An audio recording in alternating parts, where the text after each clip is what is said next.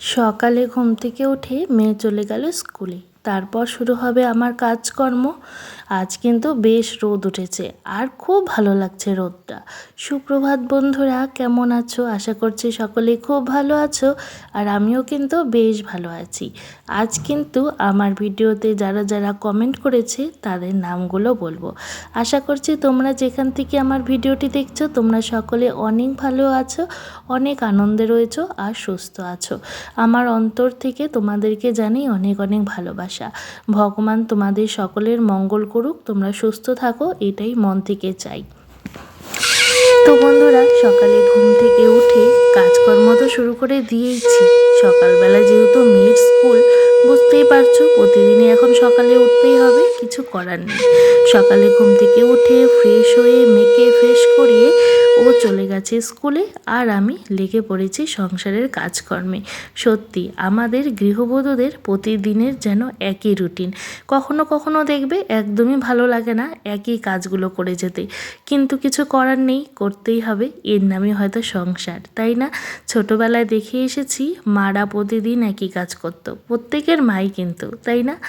আমার মাও করতো। আর তখন ভাবতাম এই কাজগুলো কত ভালো, পড়াশোনা করতে হবে না, কিছু করতে হবে না, স্কুল যেতে হবে না, প্রাইভেট যেতে হবে না, পড়া মুখস্থ করতে হবে না। কখন যে এই দিনগুলো আসবে আমারও, কি মজা হবে। আর এখন যখন সত্যি সত্যি এসে গেছে, এখন মনে হয় কেন আমি সেই আগের দিনগুলোতে ভালো ছিলাম, ফিরে যেতে চাই আর কি, এরকম কিন্তু মনে হয়, তাই না? তো আজ কিন্তু এরকমই একটা কাণ্ড ঘটেছে আমার সঙ্গে, জানো তো? সেটা ভিডিওটা দেখতে দেখতে তোমাদেরকে অবশ্যই বলবো। মনে হচ্ছিল সেই ছোটোবেলায় ফিরে যাই, কিন্তু এখন আর কোনো উপায় নেই সেই ছোটোবেলায় ফিরে যাওয়ার। এদিকে দেখো কিছু জামা কাপড় জমেছিল, সেই জামা কাপড়গুলোকে দিয়ে দিলাম মেশিনে, ওইদিকে হতে থাকুক। আর এইদিকে বাবা নারকেল না, সরি, ডাব আর কি, ডাবের জল বের করেছে, তো সেই ডাবের জলটাই খাচ্ছি। আর খেয়ে দেখলাম সত্যি বেশ মিষ্টি খেতে ডাবের জলটা। আসলে নারকেল ডাব সব পেরেছে, তো তাই ডাব নারকেল সব গুলিয়ে যাচ্ছে আর কি। আর এইদিকে দেখো রান্নাও বসে গিয়েছে, দিদিভাই কিন্তু ফ্রাইড রাইস করছে আর এইদিকে আলু আর পেঁয়াজকলি ভাজা হচ্ছে। আজকে কেন ফ্রাইড রাইস বলো তো? আজকে স্কুলের টিফিন, ওর জন্য ফ্রাইড রাইস। শ্রেয়া যাবে আজকে স্কুলে, সেজন্য দিদিভাই ওকে ফ্রাইড রাইস আর ডিমের কারি করে দিল ফুলকপি দিয়ে। খেতে কিন্তু বেশ ভালো লাগে ফুলকপি দিয়ে ডিমের কারি, খেয়ে দেখবে। তারপর কিছুটা কাজ করে চলে আসলাম পাখির ঘরে, পাখিদেরকে খাবার দিয়ে দিলাম। ওদেরকে এখন ভাত আর বিট আর গাজর ভাতের সঙ্গে মেখে ওটা দিয়ে দিলাম, ওরা খাচ্ছে আর বেশ সুন্দর চেঁচামেচি করছে, বেশ ভালোই লাগে এখানে আসলে। তো বন্ধুরা, বললাম না আজকে কিছু ভিডিওর কিছু কমেন্ট তোমাদের সাথে শেয়ার করব। সত্যি এক এক সময় মনে হয় ভিডিওতে ভিউজ আসে না দেখে ছেড়েই দেব, আর কোনো ভিডিওই করব না। কিন্তু জানো, এক দুটো কমেন্ট এত মন ছুঁয়ে যায়, কি বলবো, সেটা শেয়ার না করে আর পারি না। তো সেটাই আজকে শেয়ার করব। আর সেই কমেন্টগুলো কিন্তু আমাকে অনুপ্রাণিত করে যে তুমি ভিডিওটা ছেড়ো না, কন্টিনিউ করতে থাকো। সত্যিই তো, কন্টিনিউ করতে থাকি, দেখাই যাক না কোথায় গিয়ে থামে, তাই না? সে কম ভিউজই আসুক বা নাই আসুক, বা একটা দুটো লাইক একটা দুটো কমেন্টই পড়ুক, সেই একটা দুটো কমেন্টের মধ্যে যদি এত সুন্দর কমেন্ট পড়ে না, সত্যি মনটা না ভীষণ ভালো লাগে। দাঁড়াও, তোমাদের সেই মিষ্টি মিষ্টি কমেন্টগুলো পড়ে শোনাচ্ছি। তো একজন ভাই কমেন্ট করেছে, আপনি খুব সুন্দর ভিডিও বানান, কাজ চালিয়ে যান, বোন একদিন ইউটিউবার হতে পারবে। সত্যি কথাটা শুনে মনটা যেন ছুঁয়ে গেছে। আর আমার জন্য দোয়া করবেন, আপনাদের ভালোবাসায় যাতে এগিয়ে যেতে পারি। একদম ভাই, তুমিও এগিয়ে যাও, এটা সবসময় ভগবানকে বলি। তারপর মেসেজ করেছে শ্যামলী ভৌমিক, সোনাই তরফদার, শান্তি ধুপি, খুব সুন্দর সুন্দর তারাও কিন্তু মেসেজ করেছে। আরেকজন মেসেজ করেছে have a nice day, have a nice day. আরেকজন বোন কি কমেন্ট করেছে দেখবে, তোমার বাড়ির ছাদটা অনেক ভালো লাগে, আমার, আর তোমার বাড়ির ছাদটা অনেক ভালো লাগে আমার। দিদি বাংলাদেশ থেকে দেখছি সব কিছু মিলিয়ে অসম্ভব সুন্দর ছিল। এখন আমি অপেক্ষা করছি পরের ব্লগ দেখার জন্য। থ্যাংক ইউ সো মাচ বোন, থ্যাংক ইউ। তোমাদেরকে থ্যাংক ইউ বললেও অনেক কম হবে। সত্যি এই যে কিছু কমেন্ট আমাকে কিন্তু অনেক অনুপ্রাণিত করেছে, তোমরা হয়তো বিশ্বাস করবে না। এত অনুপ্রাণিত করেছে আমি কি বলবো, আর কিছু বলার ভাষা নেই। থ্যাংক ইউ তোমাদের যারা এত সুন্দর সুন্দর আমাকে কমেন্ট করেছো। অনেক দিন পর যখন এরকম একটা দুটো কমেন্ট পাই, তাও আবার এত সুন্দর, সত্যি মনটা যেন ছুঁয়ে যায়। এদিকে দেখো কি করছি আমি, দেখলে তো সবাই। রান্না বাড়ি কাজকর্ম সব শেষ হলো, দুপুরের খাবার দাবার হলো। এখন খাচ্ছি দেখো কি নারকেল। আর জন্য তো ঘুম নেই যতক্ষণ না আমি বিছানায় না উঠবো। সেই কত সকালে উঠছে ঘুম থেকে স্কুল যাওয়ার জন্য, এখনো দেখো ঘুম নেই। ওই যে এখন আমিও শুবো, ওকেও শোয়াবো। 2:45 বাজে, 2:45 না, 3টা বাজতে 10 মিনিট বাকি।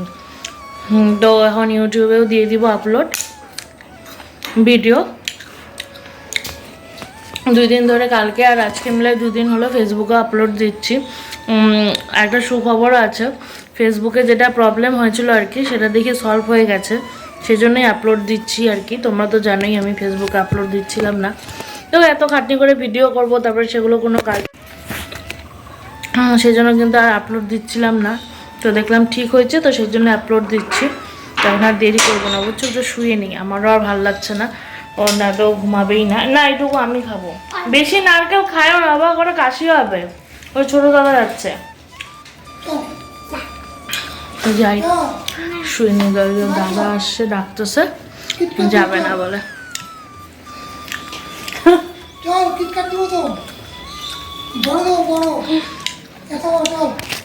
যাই। শুভ সন্ধ্যা বন্ধুরা। ওই যে তখন নারকেল কোড়াচ্ছিলাম, সেই নারকেল কোড়ানো দিয়ে এখন সন্ধ্যার সময় আমি আর দিদিভাই বসেছি মুড়ি খেতে।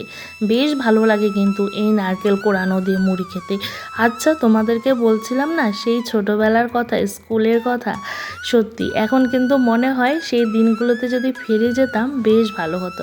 আর মেয়েকে যখন পড়তে বসাই তখনটা প্রতিদিন আমার সেই দিনগুলোর কথা মনে পড়ে, যে ছোটোবেলায় মাও কিন্তু এইভাবে করে পড়তে বসাতো, আর আমি পড়তেই চাইতাম না।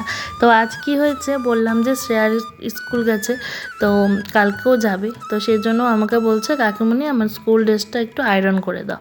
আর আমার আয়রন করতেই একদম ভালো লাগে না, জানো, ভালো লাগে না মানে একদমই ভালো লাগে না। তো ওর ড্রেসটা আয়রন করার আগে ড্রেসটা একটু পরে নিয়েছিলাম।